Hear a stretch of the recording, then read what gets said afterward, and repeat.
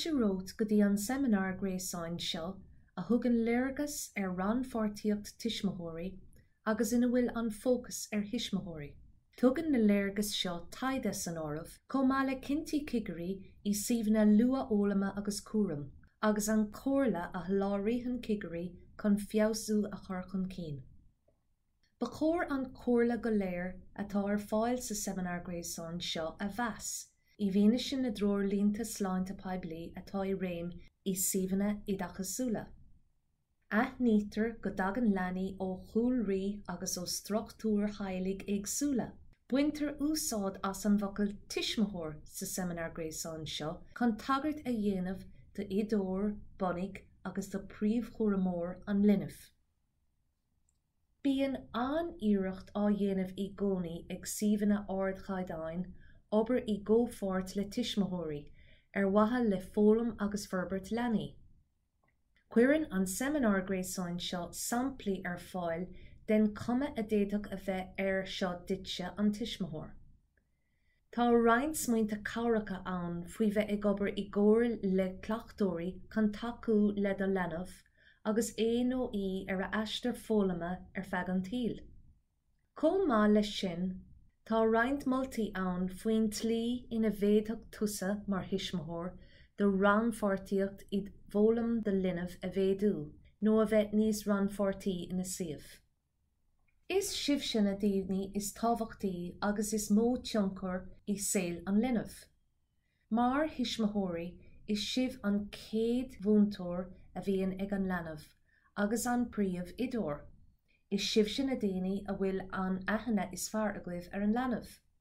Go minic I suíomhanna ard chaideáin, tugann cigeirí faoi deara go mbíonn cleachtóirí réamhghníomhach maidir le dul I gcomhla le tuismitheoirí agus iad a bheith gafa le fhoghlaim agus forbairt a linbh. Nuair a roinnt ar eolais idir na cleachtóirí agus na tuismitheoirí, is féidir smaointe a fháil faoi gníomhaíocht sugartha nó eispéiris ba bhá leat féin agus a lenabh a dhéanamh sa bhaile. Déadach gur gníomhaíocht bácála a bhí ann, a déadfá a dhéanamh le do lenabh, nó béidir go mhainfeadh sé le scéile léamh le chéile ag an codalta. Ina cheantas sin, tugann cigeirí faoi deara go minic go n-eagraíonn cleachtóirí gníomhaíochtaí fhoghlama sa suíomh tar éis do tuismitheoirí réimsí spéise, eispéiris agus na scileanna atá ag teacht chun cinn dá leanaí a choirinúil do cleachtóirí.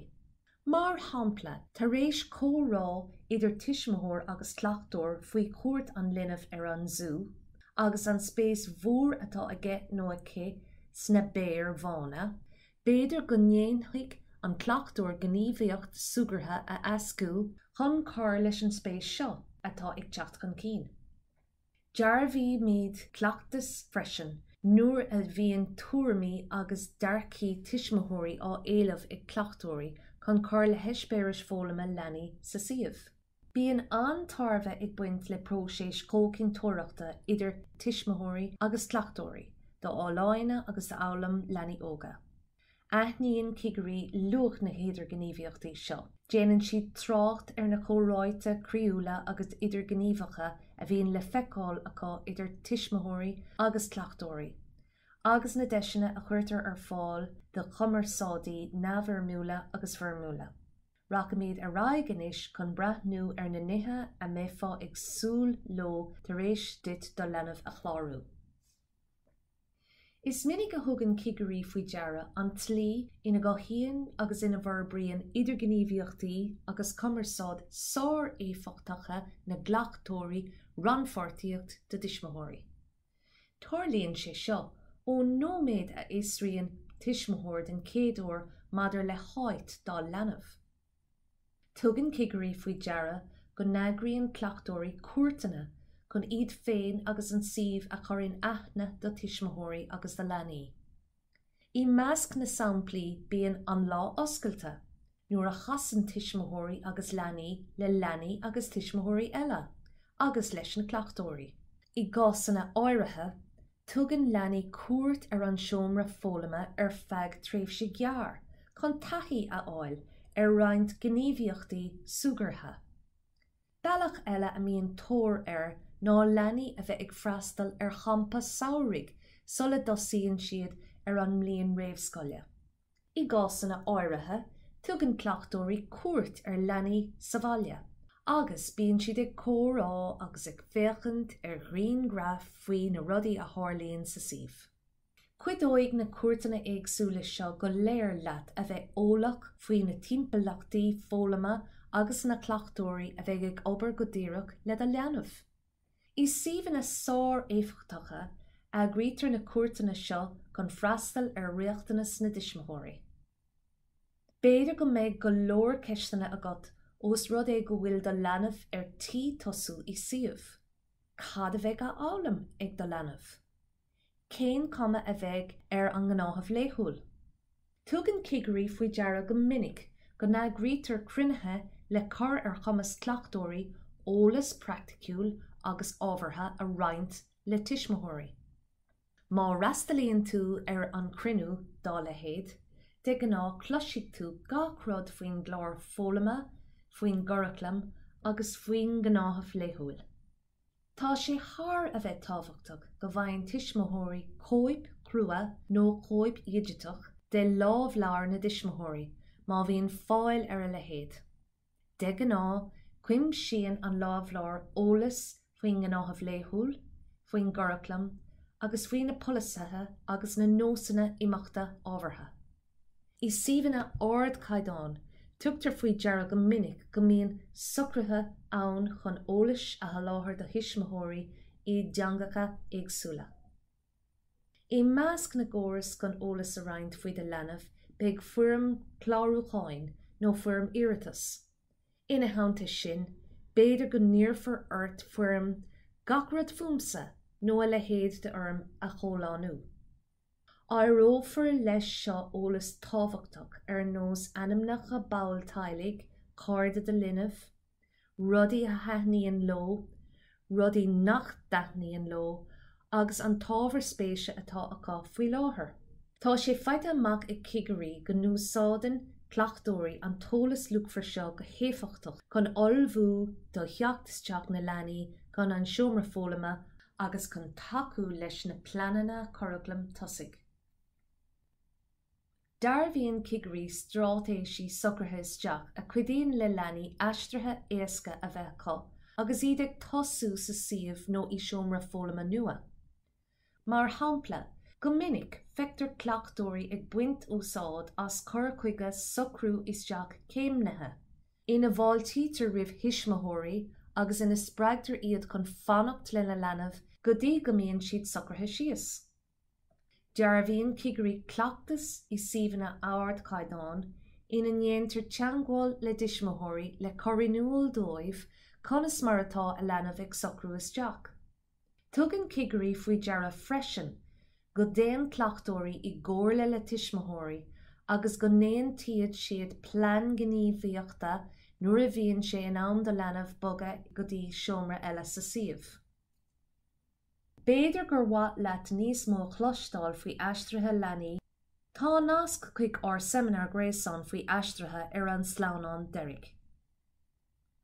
Anois, beidh nóméad a gcuin chun smaoineamh na daoine a bheith ag obair le do leanmh ina seomra fhoghlama.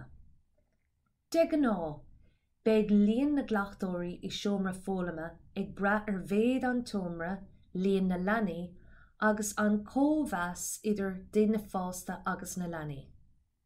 De gná, beidh cleachtóirí ag obair le agus ag cur aithne na leanaí go léir ina seomra fhoghlama. De gná, beidh líon na gleachtóirí I seomra fhoghlama ag brath bhéad an tomra, líon na leanaí agus an cómheas idir duine fásta agus leanaí. De gná, beidh cleachtóirí ag obair le agus ag cur aithne na leanaí go léir ina seomra fhoghlama. I roinnt wath suíomhanna, tugann cigarí faoi deara go núsáidear cur chuig ochar gcuine. Is é an cur chuige seo ná cur chuige ina bhforbraíonn gach cleachtóir cadrbh seasfach le grúpa beag leanaí agus ina mbíonn sé nó sí mar nasc idir an suíomh agus Tuismitheoirí na leanaí sin. De gná, bíonn an ochar gcuine freagrach as measúnú, documéadú agus pleanáil d'ólam an grúpa leanaí seo. De gná is éon ó í an ochar gcuine an príomhchleachtóir lena méid tusa I deagháil faoi de linbh.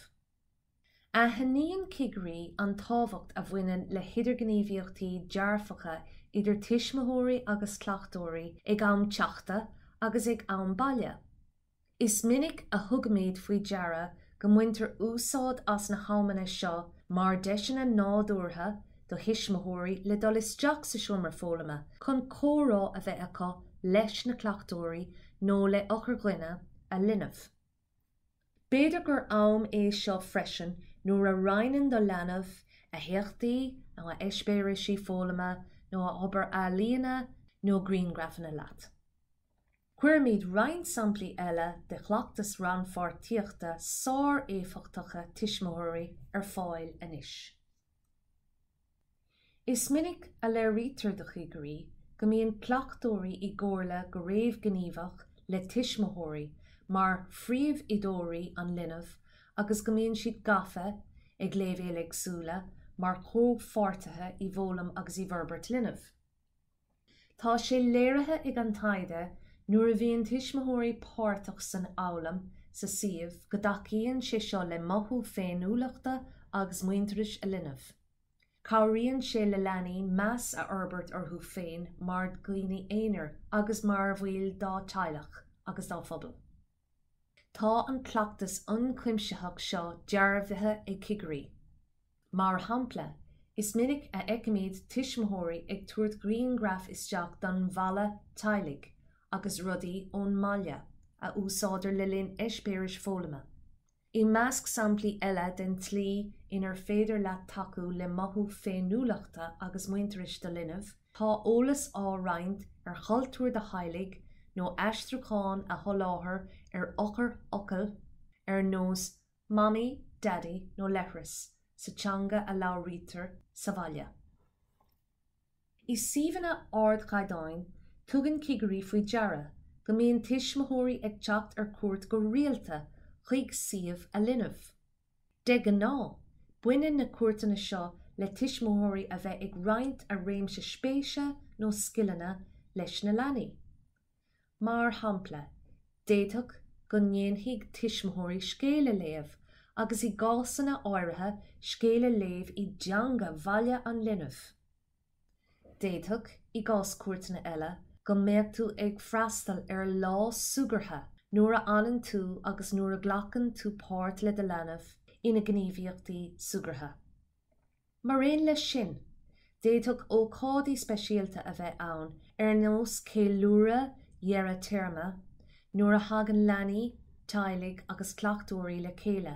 Is deis úntaach í seo duitse mar thuismitheoir chun búla le tuismitheoirí eile. B'fhéidir gur thug tú faoi deara na sceitimíní a bhíonn ar leanaí agus iad ag dul ar thros. Mar thuismitheoir, b'fhéidir go dúrfar cuireadh duit dul le do leanbh ar thros eagraithe chuig áiteanna spéisiúla sa ceannta ar nós clós sugartha, páirc nó áiteanna sfuide ó bhaile ar nós músaim nó Comhpháirtíocht. Go minic, tugann cigarí faoi deara go ndéantar tuairimí agus dearcaí tuismitheoirí a éileamh, go léitar meas orthú agus go níomhítear ina le. Príomhgnéad an phróisis comhfháirtíocht seo ná go roinneann tuismitheoirí a dúirimí agus go dtugann siad eolais ar gníomhaíochtaí agus ar na rudaí a tharlaíonn sa suíomh. Is iomaí bailach inar féidir leis seo tarlú, lenan a rítar córáid a neamh múla agus fuirmúla, sorvéana, ceistnóirí agus bosca de thuairmí nó de bholtaí. I measc samplaí eile den Pháirtíocht le Tuismitheoirí a thugamíad faoi deara, tá tuismitheoirí ag roinnt a gcuid ama agus saneolalas ar nós cuidú le tionscanmh Gardaín nó le taispéanta se lína agus Cairtíochta.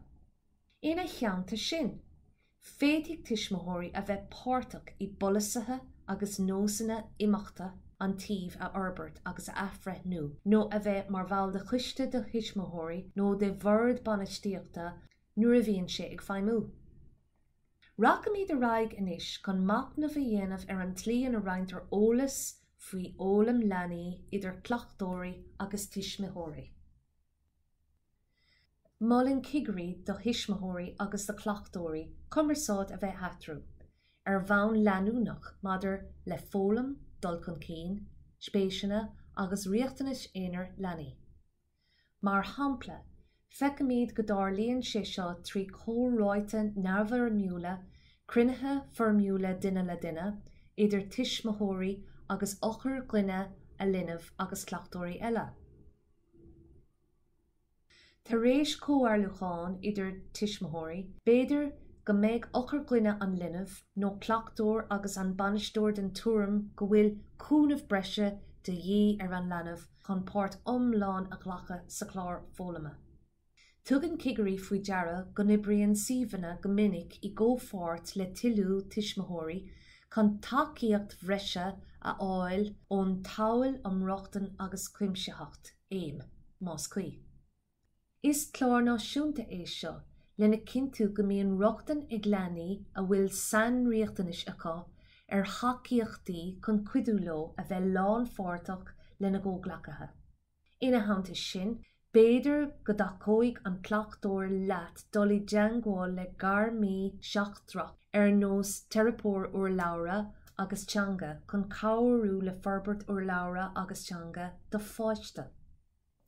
Sibhríonn na strátéisí cumarsáide seo go léir córáint luachmhar fáisnéise faoi de leanbh mar amhail mór agus do ranpháirtíocht sa chéad céimeanna ina bhfoghlaim. Buineann Cleachtóirí úsáid as móna measúnathe éagsúla chun fhoghlaim agus dul chun cinn leanaí a thaifeadadh a ghacaméadú agus a roinnt le Tuismitheoirí. I measc na daféid measúnathe a déad fá a fháil faoi do leanbh tá taifid bhreithnóireachta, taifid fhoghlama, díolanna fhoghlama, scéalta fhoghlama éonar agus grúpa. Déadthg samplaí de obair a líonna leanaí a bheith sna taifid seo freisin, agus a dráiteacht trascríofa orthu, nó greengraf dá neispéiris. Is suíomhanna sár éifeachtacha, cuireann na leanaí féin le hábhar a dafid fhoghlama. Tugtar cuireadh go minic do Tuismitheoirí trácht a dhéanamh ar na taifid fhoghlama seo, agus chuir leis an ábhar freisin. I gcásanna áirithe, úsáideann Cleachtóirí féin chlár electrónacha agus mean sóisialta chun fhoghlaim leanaí a roinnt le Tuismitheoirí. Go minic, darbhíonn Cigri an úsáid inmhailte a bhaineann Cleachtóirí as meicníochtaí cumarsáide éagsúla le bheith I deangáil le Tuismitheoirí. Déadthg chlár fógraí agus nuacht litricha a bheith ann chun Tuismitheoirí a chur ar an eolais faoin a bhfuil ag tarú sa suíomh. Is minic a ectar an tlí ina núsátar taispeántais ábhar de obair an líne na leanaí go ráthúil, mar bhealach chun fhoghlaim leanaí a roinnt le Tuismitheoirí. Go minic, feicinn Cigri leanaí an-bhródúil nuair a bhíonn a néachtaí agus a sárthéither a bhíonn ar taispeáint á roinntachá lena Tuismitheoirí. Mar ocail scor, béidir go mbeidh ar do chumas tráchtdrocht a linbh faoin na saothair a líonna nó bhíonn bháisnéis a rointar sa nuacht litir nó ar an glár fógraí a úsáid chun an eolaim sa bhaile a threisiú. Mar hampla, síalta las na gréine a chur le do leanbh, mar gníomhaíocht dúlra mar a tharla sa suíomh, agus mar a léiríoch sa nuacht litir fiosúil. Seo roinnt acmhainní úsáideacha a bheith spéisiúil dar linn mar thacaíocht bhreise dit.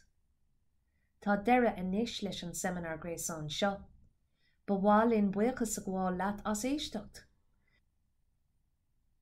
Tá súlaguinn go gcuireann siad comhairle cuideachach ar fáil madidir le ranpháirtíocht Tuismitheoirí. Má tá ceistena nó tuairimí agat a ascríonn go díreach as do ranpháirtíocht leis an seminar gréasáin seo, úsáid an seola riamh fós tomnathe atá ar fáil chun do thuairimí a cheoladh chuin. Slán anois.